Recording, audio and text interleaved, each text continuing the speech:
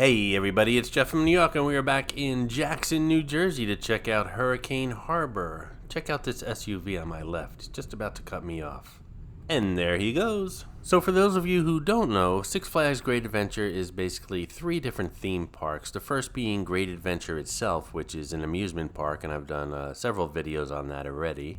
The second is the Safari Park, a drive-through safari park. It's like a 2-hour drive through different areas of the world with wild animals that come up to your car. I've done a lot of recording in that park already. I haven't posted anything yet, but they'll be coming out shortly. And last but not least is Hurricane Harbor, the third park here at Six Flags Great Adventure, and it's basically a water park, a very large water park with lots of slides, water attractions, and of course shopping and food, and that's where we're heading today. It's my understanding that recently Great Adventure chopped down tons of trees to create this parking lot, and to offset their eco damage, they decided to put up these solar panels, which serve two purposes. One, it generates electricity, and two, it puts a nice cast of shade over the cars while you're enjoying the water park. Let's check it out, shall we?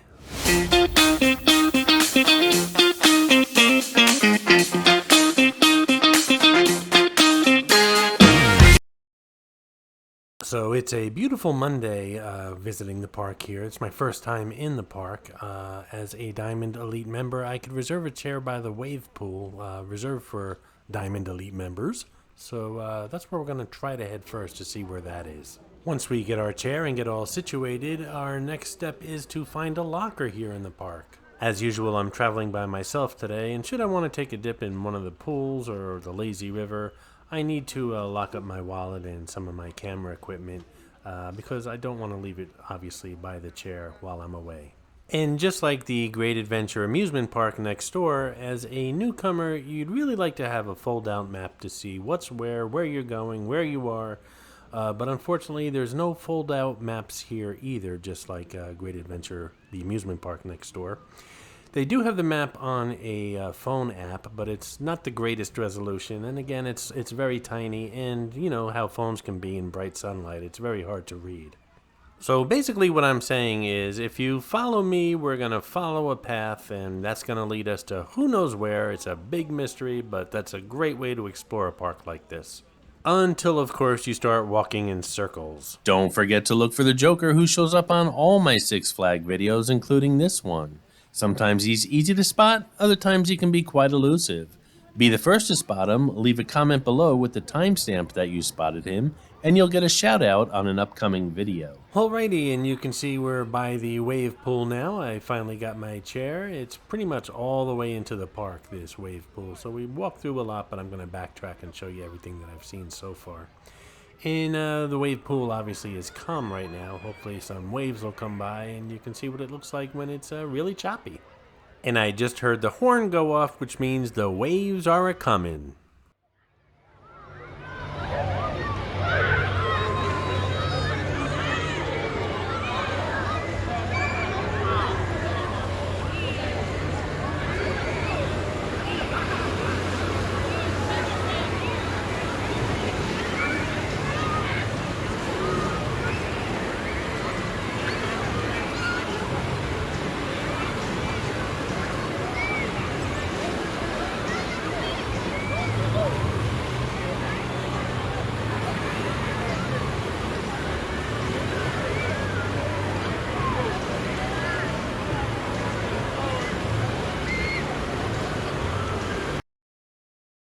So let's take a little stroll around the park and see what's where. We're going to head back in the direction we walked in from, and then I guess do a loop around the park and see what's what. The area we're in now is called Island Village, and the store we're walking into is called Island Traders. They have everything from swimsuits and sunscreen, souvenirs, and all your water park essentials. I was looking for one of those pouches that you put your phone in that's waterproof with a lanyard around it. You can hang it around your neck so your camera doesn't get wet. And I did find one here. It's normally $40, but as a elite member, you get it for half price, so it was $20. $20, I think, is what you pretty much buy this thing for anywhere outside the park, so I don't know how big of a deal that was. I do remember when I was finished paying for it, the friendly clerk behind the counter said you might have to take your phone case off for the phone to fit. And I was like, yeah, okay, whatever, thank you. When I got back to my chair and I felt like taking a dip, I started to put the phone in and went into panic mode because the phone was obviously way too large. It's a Samsung Galaxy Note, and it just would not fit. I thought I was going to rip the pouch. I eventually went back to the store and told her that, the box says fits all phones, but mine doesn't fit. And she said, well, did you take it out of the case? And I immediately went into embarrassment mode, and I took the case off and it slipped right in. So the island village, which again is where we are right now, has basically two places to eat. This one right here is called Paradise Pizza and Grill. It features burgers and veggie burgers, gluten-free options, chicken tenders, pizzas, salads, the usual. Now, if you're sitting by the wave pool or the Calypso area, or you're on the lazy river, you can order food ahead of time on your phone using the Great Adventure app. It brings up all the restaurants in the park, and then once you pick a restaurant, it shows you the menu, and then you pick your items. And if you're a member, you get a discount or you get your meal for free. It gives you that option as well. And in theory, when you show up to the restaurant, your meal should be ready for you within 10-15 minutes. I've used this app about a dozen times to order meals, and it only worked once or twice. Usually when I walk into the restaurant, they're just starting my meal. And again, that's 20-25 minutes after I use the app. So I don't know if it works or not, but at least they know what you're ordering, and you don't have to repeat yourself once you walk in. And coming up on the right is Boardwalk Steak and Fries, the other restaurant here in the island village. Here they have cheesesteaks, chicken nuggets, burgers, fries, drinks, that kind of stuff. And I know some of you are thinking, hey, Jeff from New York, it seems like all these Great Adventure food places serve the same thing, hamburgers and nuggets. What if I want something nice like a steak or an Italian meal or something like that? My advice would be to check out the Disney and Universal parks in Orlando. Straight ahead is the men's bathhouse, and to the right of that is the women's bathhouse, and in between the two is the lockers.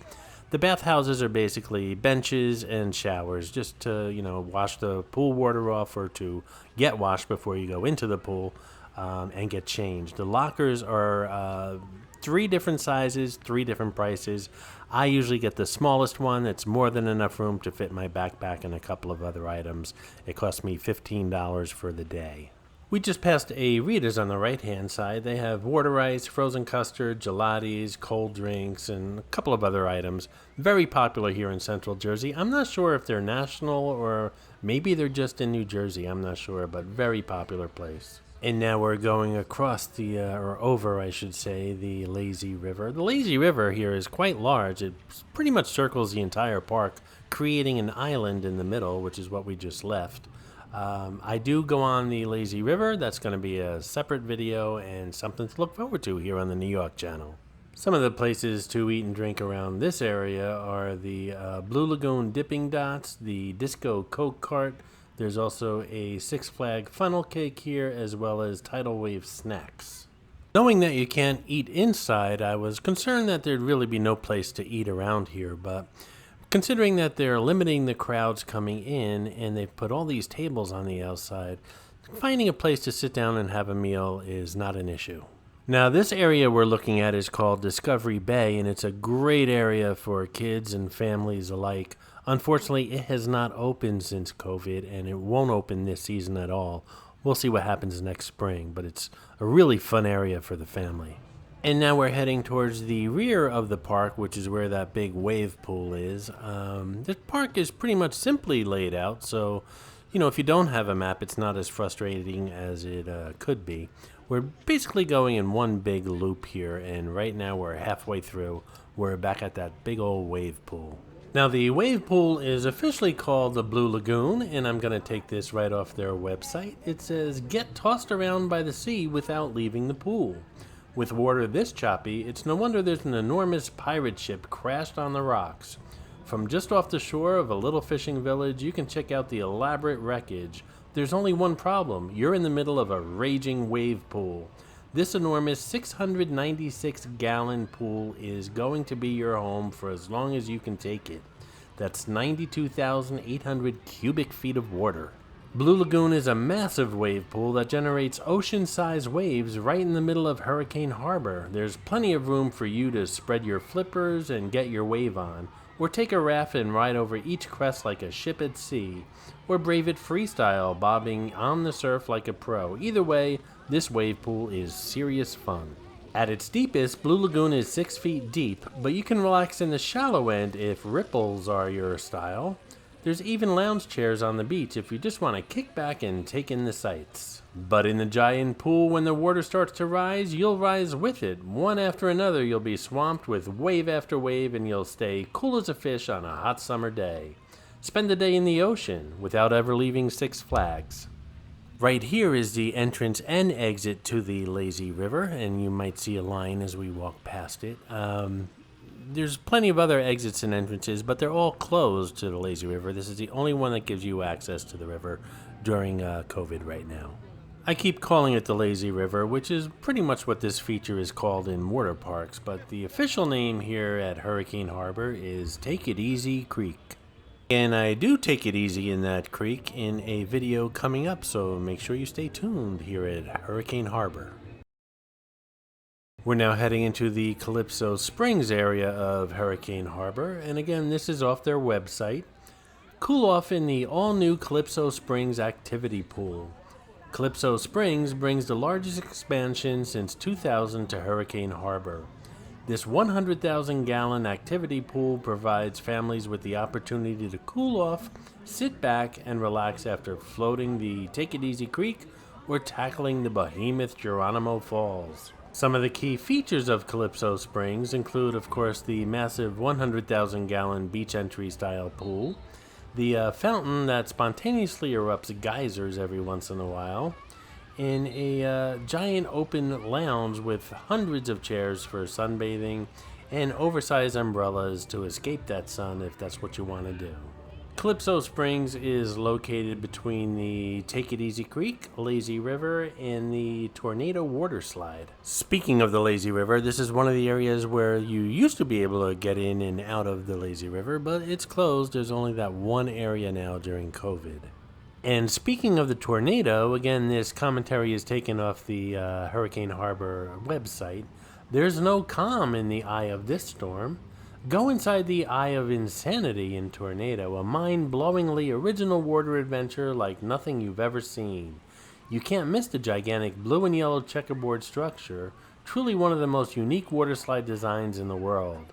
You're going to get good and wet on this one because Tornado goes through 5,000 gallons of water in a minute. And coming up here is the bada bing, bada bang, bada boom. How Jersey is that, people? This 3-slide complex offers rides to suit your personal style, whether it's smooth, fast, swervy, or all three. Bada Bing, in purple here, is the cool character built for speed with a pair of back-to-back straightaways that will really let you ramp up your acceleration on the way down. Bada Bang is a sleek 430 feet of teal-green sliding action combining the best of all worlds. You launch right out of a swift corkscrew, then propel down a long, uncurving descent until finally spinning around and shooting into the pool like a bullet. And finally, Bada Boom is the swervy orange tangle, starting you off in a major spiral spin around right off the bat. This one doesn't stop twisting until you rocket out the bottom. Each route has its completely own unique color and personality, but whichever color you choose, you'll be in for a high-speed chase to the bottom in a fully enclosed tube slide experience. Like I said, that lazy river is very long, and no matter where you turn in this park, it seems to be in your view. That's the Coca-Cola Fill Thrill, and that's where you go if you want to buy soda, or if you're a member, you go to get your refills there. We're now in the Hurricane Mountain area of Hurricane Harbor, and these 4 slides are collectively called Boreas, Urias, Zephyrus, and Nortus. At this 4-slide complex, each brightly colored tube is named after one of the Greek gods of wind. You'll climb up a 54-foot tower to face Boreas, the god of the north wind, Urias, the god of the east wind, Zephyrus, god of the west wind, and Nortus, god of the south wind. This is Big Bamboo and Reef Runner. Ride a family-sized raft down your choice of 2 slides, but either way you are facing a 6-story drop. Reef Runner is a open-top chute, and Big Bamboo on the other hand is totally enclosed, so you get your choice once you're up top, or just go twice and ride them both. And now we're passing Big Wave Racer. This 4-story tall complex features multiple lanes that will send you and your competitors barreling down head first several steep drops before crossing the finish line.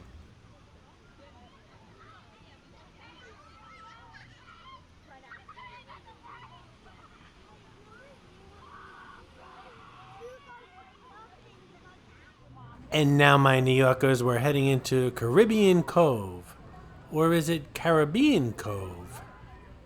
I've struggled with the Caribbean issue my entire life, and everyone I asked my entire life long gave a 50-50 response of either Caribbean or Caribbean, so it's right down the middle. So I need your help on this one, guys, and I know you can't pronounce it here on YouTube in the comment section below, but if you think it's Caribbean, just say 1. If you think it's Caribbean, then just say 2. Trust me, just by looking at the comments, in the future, you're going to see it's driven right down the middle, 50-50.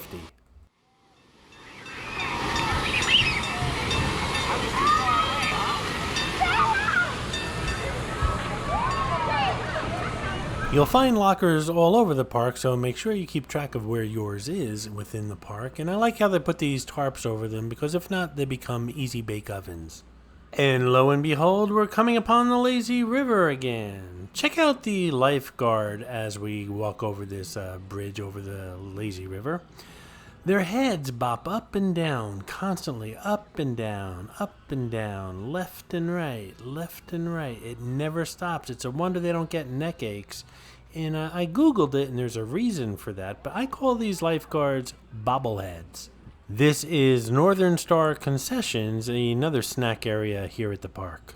And as I said earlier in the video, if you're visiting the park and you want to get something to eat, there is no shortage of tables and umbrellas here. There's not too many places to eat inside anyway here. There's 1 or 2. But regardless, the place was pretty much set up for COVID prior to COVID, so you'll luck out here. And that's it, folks. We made a full circle around Hurricane Harbor. Stay tuned to the New York channel, because I'll take a full lap around that lazy river in the near future. Coming up next on the New York channel. Folks, we are going to check out the forum shops here at Caesar's Palace post-COVID or during COVID.